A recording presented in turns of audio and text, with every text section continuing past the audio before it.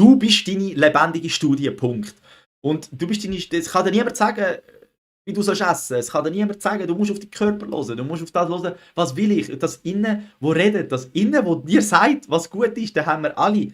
Da bin ich sicher, dass wir alle haben, wir wissen alle, was einem gut tut und was nicht. Du hast sicher auch eine kleine Stimme bei der ein oder anderen Sachen, die du machst, wo du genau weißt, das will ich eigentlich nicht, aber, oder? Und das aber, das ist dein, ich sage mal, dein 2.0, dein Wunsch, wo eigentlich durch dich redet.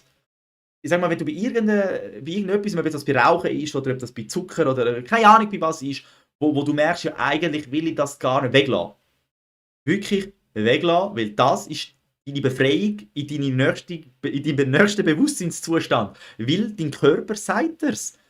Du weißt es, du ignorierst es einfach. Und dann wunderst du dich, warum es dir nicht besser geht. Und das ist eigentlich alles. Wir ignorieren unsere Intuition, wir ignorieren unseren Körper und wundern uns nachher, warum es einem immer schlechter geht. Oder? Und eigentlich haben wir all unsere Antworten. Und ich glaube, ja, man würde es hören, wenn man anhören würde. Oder wenn man einfach das, was man weiss, würde machen, wenn man es umsetzen würde.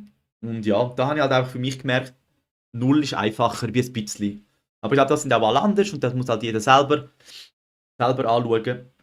Aber fragen, was man will, eine Liste schreiben und die Liste abarbeiten. Anfangen mit Sachen, die aktuell für dich möglich erscheinen, weil du wirst merken, Sachen, die dir am Anfang auf der Liste unmöglich erscheinen, werden dir mit der Zeit möglich erscheinen. Weil einfach, ja, weil du kommst auch Vertrauen in das Ganze über. Oder du merkst auch wirklich, dass du mitreden kannst und dass nicht irgendwie, keine Ahnung, die Schule schuld ist, dass du nichts gelernt hast, der böse Lehrer, dass du dumm geblieben bist. Ja, du hättest immer die Möglichkeit gehabt, anstatt am Lehrer die Schuld zu geben, selber das Buch in die Hand zu nehmen. Ja, genau. Das ist halt in dem Moment schwierig, weil man hat einfach einen Schuldigen und will vielleicht selber gar nicht lernen, findet sich selber vielleicht eben dumm und darum ist halt auch der Lehrer schuld, dass man dumm ist, dass man selber nicht muss zugeben, dass man selber schuld ist, dass man halt, ja eben dumm ist das falsche Wort, nicht, aber dass man selber vielleicht nicht so begabt in der einen oder anderen Sache ist. Immer aufpassen, wie man es formuliert. Obwohl dumm ja auch nur ein Wort ist und das hat einfach eine negative Haftung. Aber es ist eigentlich auch nur ein Wort.